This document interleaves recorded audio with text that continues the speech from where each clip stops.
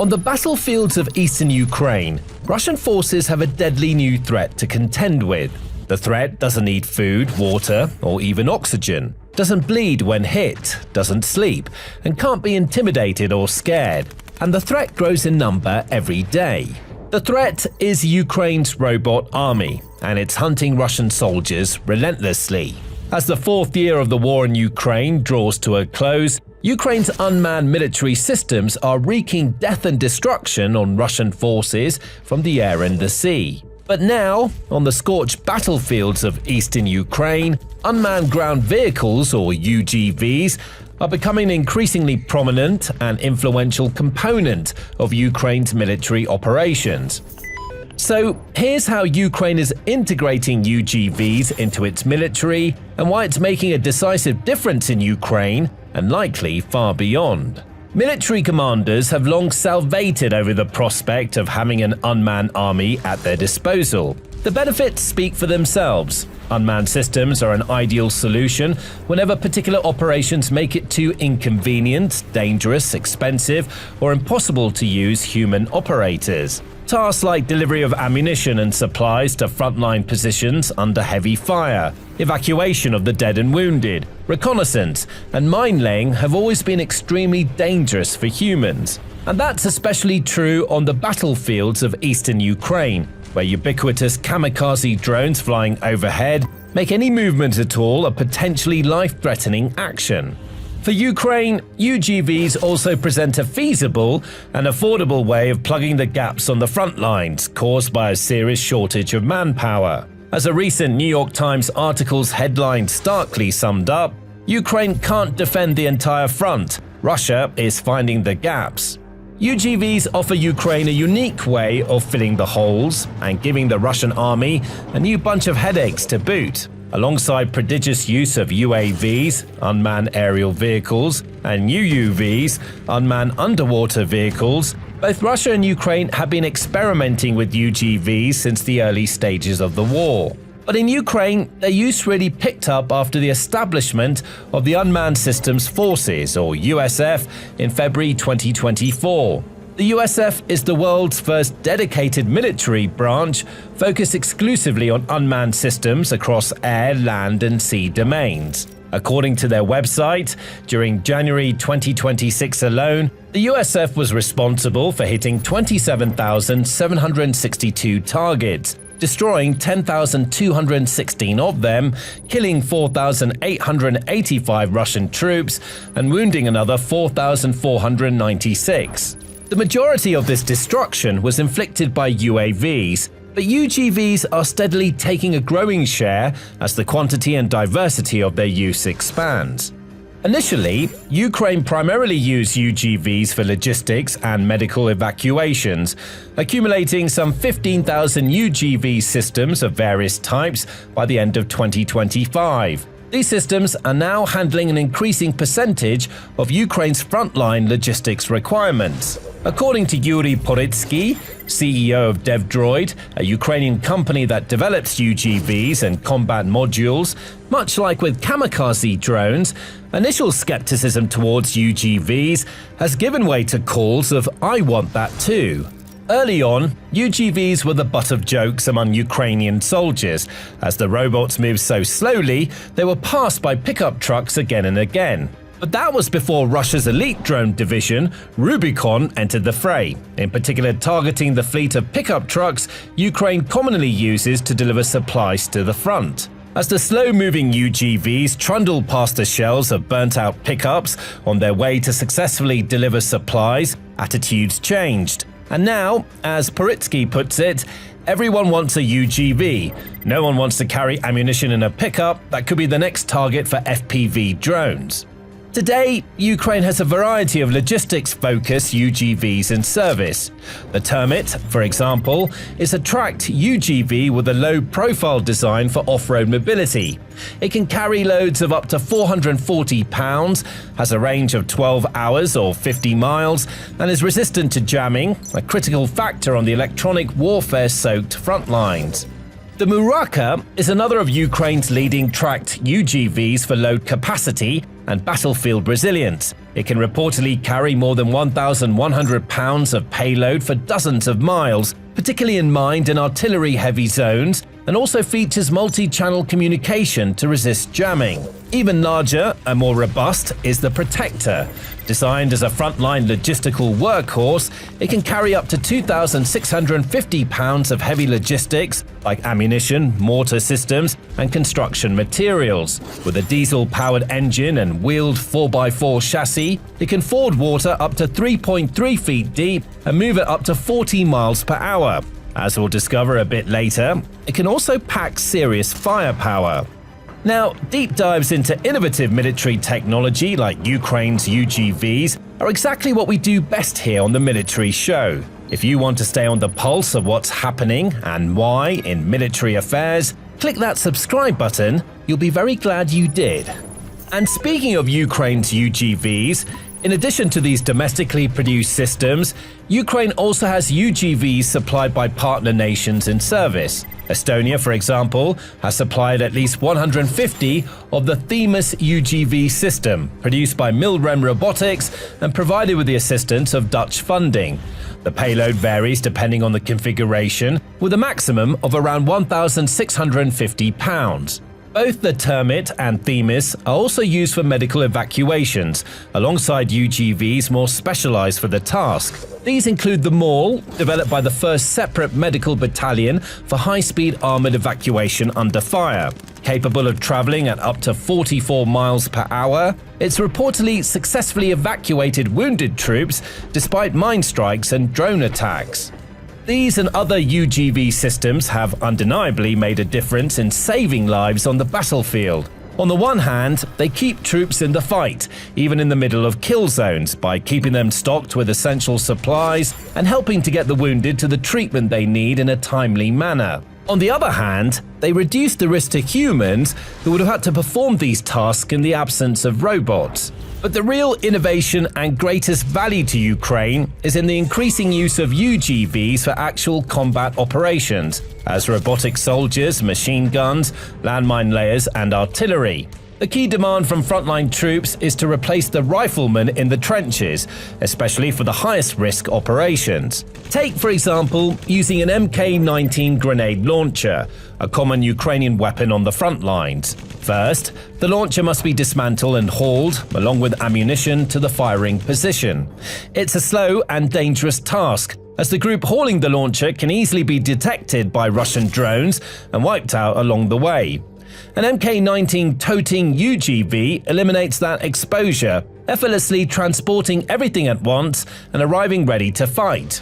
UGVs could also be decisive in countering the current Russian tactics of pushing forward in large numbers, but split into small groups to probe for gaps in Ukraine's defenses and spread out its limited infantry defenses. Speed is the decisive factor in countering them, requiring Ukrainian forces to hastily take up new positions. These new positions require camouflage before they can be effectively manned, but that takes time, slowing down reaction speed and putting soldiers at risk of drone attacks while the camo is being strung up. An armed UGV, on the other hand, can open fire instantly, and even if it's hit, its operator remains unharmed as they're controlling the UGV from a relatively safe distance. But despite all that tech, there's one major shortcoming with UGVs. The challenge is making robots that are able to fight even roughly on a par with infantry. No easy feat, but one that Ukrainian engineers are busy tackling. It's a work in progress, with ongoing trials and modifications to improve performance based on battlefield experience. Just 5 out of 13 manufacturers passed a recent live-fire test run by Ukraine's 3rd Assault Brigade and the Snake Island Institute. Despite these challenges, however, some models are already in active combat and delivering consistent results. And through direct cooperation with the military, developers are refining the platforms and equipping them to handle new weapons.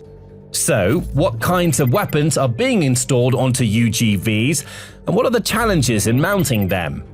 At present, the most common weapons used in UGVs are large-caliber machine guns. Here, according to Poritsky, the main challenge is preserving the weapon's original design. To work effectively, the platform must be designed so that the machine gun works without any modifications. In its basic configuration, engineers use transition brackets to secure the machine gun without affecting the UGV's body, enabling quick weapon changes on the module. The only mechanical modification is the addition of an electric trigger to allow remote operation, while the gun's turret is controlled by electric motors and actuators. In advanced configurations, specialized software transforms an ordinary machine gun into a high-precision weapon. Developers tailor ballistic calculations for each system, according for distance, ammunition type, wind, and the target's angular velocity. Ammunition is also tracked automatically, so operators always know how many rounds are left. This software also makes use of AI-powered modules that identify enemies using movement and heat signatures. These modules can track targets independently, but firing is controlled by a human to avoid friendly fire. As the commander of the NC-13 UGV company in the 3rd Assault Brigade, identified with the call sign Makar, told the Ukrainska Pravda website, "We employ artificial intelligence in combat modules and machine vision to support patrolling and target spotting. Once a sector or angle is set, the turret patrols automatically.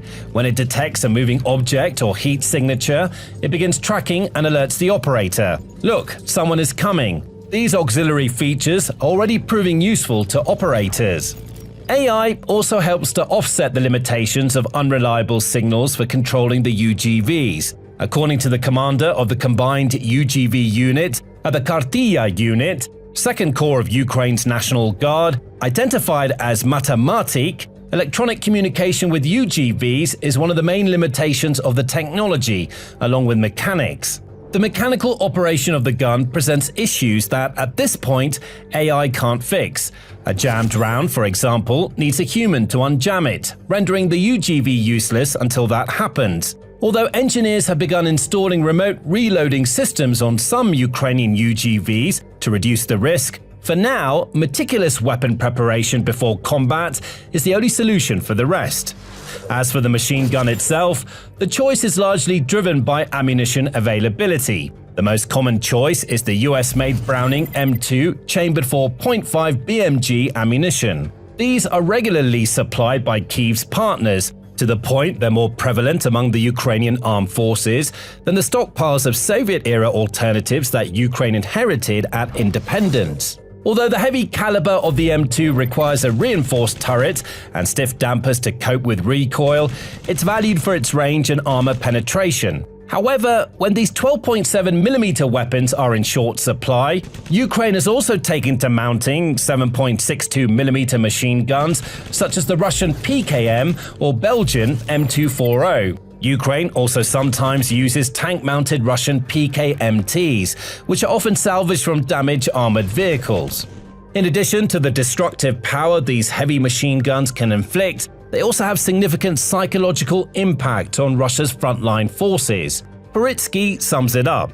When the enemy hears a large-caliber machine gun, they immediately think heavy equipment is nearby. They realize that no ordinary soldier could carry a 50-kilogram gun. If enemy units are hiding in the buildings, they get very uneasy. They're aware that they will eventually be wiped out and they need to flee. On intercepts, our fighters even heard the enemy report, "Large armored vehicles are engaging us," when in fact it was only a camouflaged ground robot systematically hitting targets. As noted earlier, automatic grenade launchers are another weapon system ideally suited for UGV use. Unlike machine guns, they can engage targets from covered positions, firing overhead and beyond their direct line of sight. However, integrating grenade launchers is more complex than mounting machine guns due to their weight and recoil.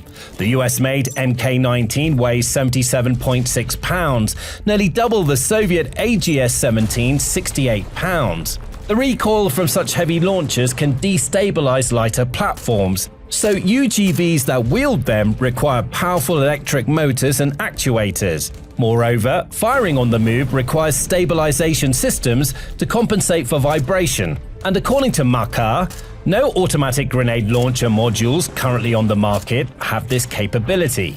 And it's not just the physics of the UGV that gives it an edge. The software used in Ukrainian grenade launcher turrets also gives them certain advantages over human-operated launchers. Software, like the commonly used Wally 40 module, reacts faster than a human operator, automatically calculating the angle of barrel elevation needed to hit a target. Makar says, "The turret can be positioned in a forested area or in open terrain, while the soldier remains undercover and controls it remotely. For grenade launchers, the system lets you memorize between 10 and 15 targets. You can set the boundaries of a forested area, and if there's infantry moving there, the turret will independently engage targets across that zone in a zigzag pattern. This really simplifies targeting. Once the turret is in position, you enter the coordinates and it locks onto the target in a split second and fires accurately." Because UGV operators can't see a beyond line of sight target directly, the platform and turret rely on a complex system of 4 to 5 sensors, including compasses, gyroscopes, and GPS antennas. If GPS is jammed, the system picks it up and switches to alternative methods for determining its position. However, there are still a couple of serious issues to overcome. Similar to machine guns, the ammunition feed is the most mechanically complex unit on grenade-launching UGVs, and there are currently no widely available technologies for the automatic replacement of grenade boxes. That means sending humans in on dangerous repair or UGV extraction missions if the feed jams. Vibration is also a problem, even on larger platforms that can withstand the weight and recoil of heavy grenade launchers. Vibrations loosen bolts and damage electronics. So, after every mission, crews have to inspect the equipment and meticulously secure all connections. But besides these technical issues, which Ukrainian engineers are steadily overcoming, arguably the biggest challenge facing Ukraine with regard to implementing combat UGVs at scale is tactics. In essence, coordinating operations with unmanned forces, either alone or in combination with human forces, is a very different beast from coordinating human-only attacks. And Ukraine is compelled to work it out in real time in the field. Although the first experiments with unmanned, remotely controlled systems date back to the beginning of the 20th century, and drones have been a growing phenomenon for decades, the Ukraine war is really the first time UGVs have been used to this extent. So there's no established military doctrine within Ukraine or anywhere else from which to glean best practices. Ukrainian troops say infantry combat planning procedures are applied to combat robots, but coordinating attack that includes them is more difficult than commanding only human forces. To an extent, according to Matematik, it's a command and control issue. Given the novelty of the technology, the headquarters sends combat UGVs into action without always factoring in their technical limits. They need UGV experts to adjust missions to what the machines can actually do, which complicates planning and raises the bar for officer skills. So during this period, when both crews and commanders are gaining the necessary expertise and experience firsthand, coordinating robots in fast-moving assaults will likely continue to be along a fairly steep learning curve. Still, rapid progress is being made, as Matematik sees it. The problem is that different units have very different experiences and views, so it's hard to bring everything under one standard quickly. You can't do everything at once, but I think that over the next year this will scale up and we'll reach a clear understanding of the standards, who uses ground drones where and how. According to him, combat ground robots are already operating at distances of over a mile from enemy positions and show their greatest value in defensive operations. They support or replace infantry, helping to hold positions with fewer personnel and reducing the risk to soldiers. Arranged in layers, armed UGVs form a dense, hard-to-breach fire system. Large platforms are typically positioned on the second or third line from the zone of immediate combat to protect them from Russian FPV drones, the primary threat to them.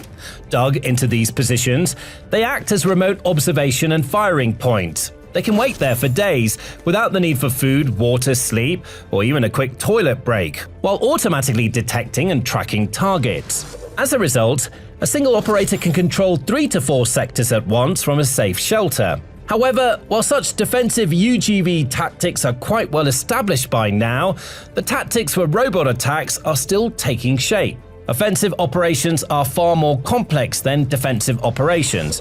For now, their most effective role is in reconnaissance in-force operations, where robots advance without personnel to draw enemy fire. During assaults, they serve as a fire shield or escort element, pinning the enemy down. Makar provides a telling example. We planned an operation around ground robots, providing the main fire support for the assault group. It was a comprehensive setup: 2 kamikaze robots carrying Mon-90 mines, a combat module armed with an Mk-19 grenade launcher, and an evacuation platform. The first kamikaze robot blew up the enemy position before the assault started. The second moved parallel to the infantry across the field and, on command, attacked the enemy at the coordinates provided during the fight. The grenade launcher module provided cover in open terrain as our guys were moving in. The robot fired its full ammunition load accurately at the target. Sadly, we lost 1 soldier to artillery fire. As soon as the area was secured, the logistics robot moved in and evacuated the body. This example proves that robots are capable of effectively supporting assaults, destroying fortifications and manpower before close combat starts. In another famous example, a kamikaze UGV forced Russian fighters to surrender by threatening to blow up their position. Now, Ukraine is also starting to introduce more powerful combat platforms that can carry more ammunition and heavier modules and function more like an infantry fighting vehicle than an infantryman with a machine gun or grenade launcher. These heavy-duty UGVs include the aforementioned Protector and T-700 Browning, both capable of carrying around 1,550 pounds, and the Vatag, which carries up to 4,400 pounds. The T-700 Browning is armed with 2 machine guns, a 12.7mm Browning M2 and a 7.62mm PKT. The Vatag was developed for the 25mm Bushmaster cannon, the same one used by the US-made Bradley infantry fighting vehicle. Its developer says the chassis can even carry an entire 40 rocket load for Grad multiple launch rocket systems. But it doesn't end there. Ukrainian developers are preparing repeaters and platforms to carry and deploy small kamikaze drones, as well as UGV-mounted anti-tank missile systems, man-portable air defense systems, autocannons, and even flamethrower rocket launchers. A fully automated robot army may still be some way off, but for now, UGVs are significantly leveling the playing field in terms of manpower for Ukraine. As Poritsky puts it, "We don't have enough people. The Russians throw their men into the meat grinder. We send robots to the scrap heap. We storm with them, lose them, but swap money and metal for enemy manpower." With Russia and many other nations also leaping into UGV development at a pace, there are likely to be huge developments in this space in the near future.